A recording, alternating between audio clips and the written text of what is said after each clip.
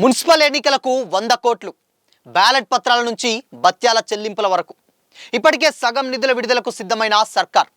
మరోవైపు మున్సిపల్ ఎన్నికల్లో కాంగ్రెస్ బీసీ నినాదం. త్వరలో హైదరాబాద్లో జాతీయ స్థాయి ఓబీసీ సభ. బీసీలకు ప్రాధాన్యం ఇచ్చే రిజర్వేషన్లపై ఏఐసీసీ అగ్రనేతలతో భరోసా కల్పించే ప్రయత్నం. ఇంతకీ 42% రిజర్వేషన్ల పరిస్థితి ఏంటా అనుకుంటున్నారా? అయితే ఛానల్ని సబ్స్క్రైబ్ చేయండి.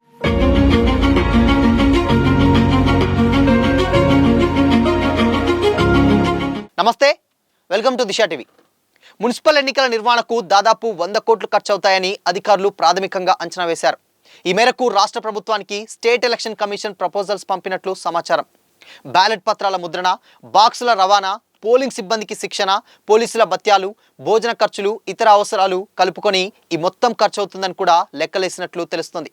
ఎన్నికల నిర్వహణ కోసం ఈసీ పంపినటువంటి ప్రతిపాదనలు పరిశీలించిన ప్రభుత్వం ఇప్పటికే సగం నిధులు మంజూరు చేసేందుకు సిద్ధమైనట్లు సమాచారం. అయితే ప్రస్తుతం 116 మున్సిపాలిటీలు, 7 కార్పొరేషన్లకు ఎన్నికలు జరగనున్నాయి. ఇప్పటికే సిబ్బందికి జిల్లాల్లో ట్రైనింగ్ పూర్తయింది. ఎలక్షన్ షెడ్యూల్ వచ్చిన తర్వాత 2వ దఫా శిక్షణ కూడా ఇవ్వనున్నారు. 2020లో మున్సిపల్ ఎన్నికల నిర్వహణకు దాదాపు 45 కోట్లు ఖర్చు చేశారు. కానీ ఇప్పుడు ఎన్నికల ఖర్చు డబుల్ అవుతుందని ఈసీ ప్రాథమికంగా అంచనా వేసి ప్రపోజల్ పెట్టిందన్నట్లు కూడా తెలుస్తుంది.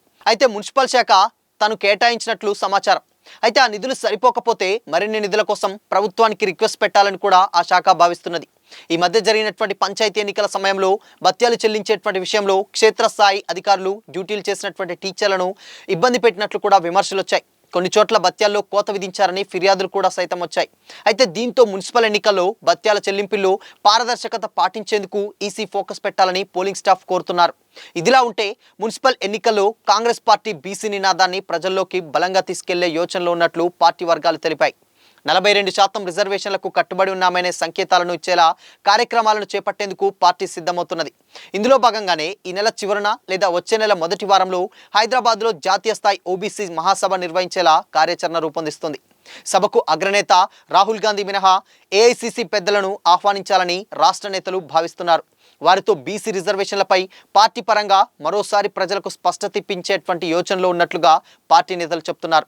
అలాగే ఇదే వేదికగా బీసీ రిజర్వేషన్లను బీజేపీ అడ్డుకుంటుందనే విషయాన్ని ప్రజలకు విడమర్చి చెప్పాలని నిర్ణయించారు. మున్సిపల్ ఎన్నికలు పార్టీల గుర్తులతో జరగనుందన్న పార్టీ పరంగా బీసీలకు 42% సీట్లు కేటాయించి ప్రత్యర్థి పార్టీలకు సవాల్ విసిరే విధంగా వ్యూహరచన చేయాలని రాష్ట్ర నాయకులు భావిస్తున్నారు. 2029 ఎన్నికల్లో పార్టీ గెలిచి రాహుల్ గాంధీ ప్రధాని అయితే రిజర్వేషన్లపై న్యాయం జరుగుతుందన్న అంశాన్ని ప్రజల్లోకి తీసుకెళ్లాలని యోచిస్తున్నారు. ఇటీవల జరిగినటువంటి ఓబీసీ సమావేశంలో టీపీసీసీ చీఫ్ మహేష్ కుమార్ గౌడ్ సైతం ఇదే విషయాన్ని చెప్పారు. బీసీలకు తమ పార్టీ పెద్దపీట వేస్తుందని, టీపీసీసీ కార్యవర్గంలో 50% బీసీలకు, ఉపాధ్యక్షులు 68%, జనరల్ సెక్రటరీలో 70%, డీసీసీ చీఫ్ల భర్తీలో 17 జిల్లాలో బీసీలను నియమించామని కూడా వెల్లడించారు. అలాగే రాబోయే మున్సిపల్ ఎన్నికల్లో పార్టీ కోసం అంకిత భావంతో పనిచేసేటువంటి బీసీ వర్గాల నేతలకు ప్రాధాన్యం ఇవ్వాలని కూడా పార్టీ భావిస్తుందని స్పష్టం చేశారు. సో మొత్తంగా ఈ సభ ఏదైతే ఇప్పుడు పెట్టేటువంటి సభలో ఉందో దాంట్లో బీసీ రిజర్వేషన్ల అంశం అండ్ దాని తర్వాత 2029లో కనుక కాంగ్రెస్ పార్టీ ఏదైతే పీఎం రాహుల్ గాంధీ అయితే డెఫినెట్గా ఈ రిజర్వేషన్లను ఎలా చేస్తాం ఏంటనేది ప్రజల్లోకి తీసుకెళ్లేటువంటి పనిలో ఉన్నట్లయితే డెఫినెట్గా కాంగ్రెస్ పార్టీ తెలుస్తుంది. ఇప్పుడు మున్సిపల్ ఎన్నికల్లో జరిగేటువంటి ఎలక్షన్స్ కూడా పార్టీ గుర్తులతో జరుగుతాయి కాబట్టి దీన్ని బేస్ చేసుకొని డెఫినెట్గా ఇలా ముందుకెళ్తే పార్టీకి ప్రయోజనం జరుగుతుందన్నటువంటి యోచనలు కాంగ్రెస్ ఉన్నట్లయితే భావిస్తుంది. ఇకపోతే ఎలక్షన్ ఖర్చు విషయానికి వచ్చినట్లయితే గతంలో 45 కోట్లు వరకు ఖర్చు అయిందని కూడా గతంలో ఈసీ చెప్పింది. అయితే ఇప్పుడు పరిస్థితులు మారాయి, ఖర్చులు కూడా పెరిగాయి కాబట్టి దానికి డబుల్ వేసుకుంటే దాదాపు 100 కోట్ల వరకు కూడా ఈ మున్సిపల్ ఎలక్షన్కి సంబంధించినటువంటి ఖర్చు అవుతుంది అని కూడా వాళ్ళు ఈసీ ఒక ప్రపోజల్ పెట్టినట్లయితే తెలుస్తుంది. దీంట్లోనే సగం ఏదైతే ఇప్పుడు ఆల్రెడీ సగం నిధులు కేటాయించడానికి ప్రభుత్వం కూడా సిద్ధంగా ఉంది. సో వీటన్నిటికీ అవసరాలకైతేనేంటి, దాని తర్వాత అక్కడ డ్యూటీ చేసేటువంటి టీచర్లకు అన్నిటికీ కలుపుకొని కంప్లీట్గా దాదాపు ఒక సగం బడ్జెట్ రిలీజ్ చేసి దాని తర్వాత సగం రిలీజ్ చేసేటువంటి యోచనలో కూడా ప్రభుత్వం ఉన్నట్లయితే తెలుస్తుంది. గతంలో జరిగినటువంటి గ్రామ పంచాయతీ ఎన్నికల్లో కూడా కొంతమంది టీచర్లకు ఏదైతే డ్యూటీ చేసినటువంటి ఆఫీసర్స్ ఎవరైతే ఉంటారో వాళ్ళకు కొంచెం వచ్చేటువంటి భత్యాల్లో కోత విధించినట్లు, దాని తర్వాత కొన్ని ఇబ్బందులు పెట్టినట్లు కూడా కొత్త ఉన్నటువంటి విమర్శలను అవన్నీ కూడా దృష్టిలో పెట్టుకొని ఈసారి మున్సిపల్ ఎన్నికల్లో డ్యూటీ చేసేటువంటి అధికారులకు ఇలాంటి ఎలాంటి ఇబ్బందులు తలెత్తకుండా ముందుగానే ఈసీ ఒక ప్రపోజల్ని పెట్టింది. దానికి అనుగుణంగానే ప్రభుత్వం కూడా వెళ్తే అందరికీ ఎవరికి ఇబ్బంది కాకుండా ఉంటుంది అని కూడా వాళ్ళు చాలా క్లియర్గా చెప్పడం జరిగింది. ఇప్పటికే సగం నిధులు ఏదైతే ఉన్నాయో అవి రిలీజ్ అయితే చేశారు.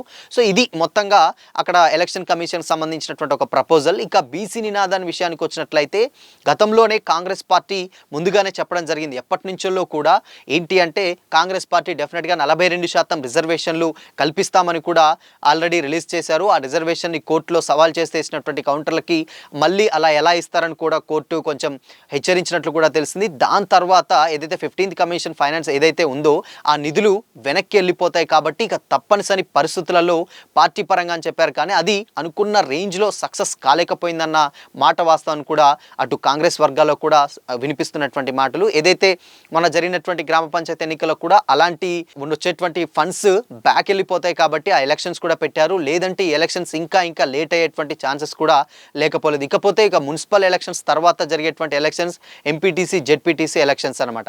సో ఈ ఎలక్షన్స్లో అట్లీస్ట్ ఇప్పుడు వచ్చేటువంటి ఎలక్షన్స్లోనైనా గ్రామ పంచాయతీ నిధులు వెళ్తాయి కాబట్టి ఆ ఎలక్షన్స్ పెట్టాం. ఇక ఎంపీటీసీ జెడ్పీటీసీ మాత్రం డెఫినెట్గా 42% రిజర్వేషన్ అంశం తేల్చినాకనే ఆ ఎలక్షన్స్ కూడా మేము పెడతామని కూడా ప్రభుత్వం గతంలో చెప్పింది.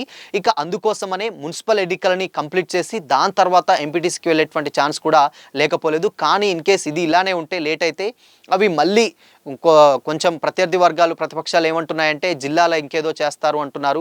సో డెఫినెట్గా ఎంపీటీసీ జెడ్పీటీసీ అసలు ఉండకపోవచ్చు.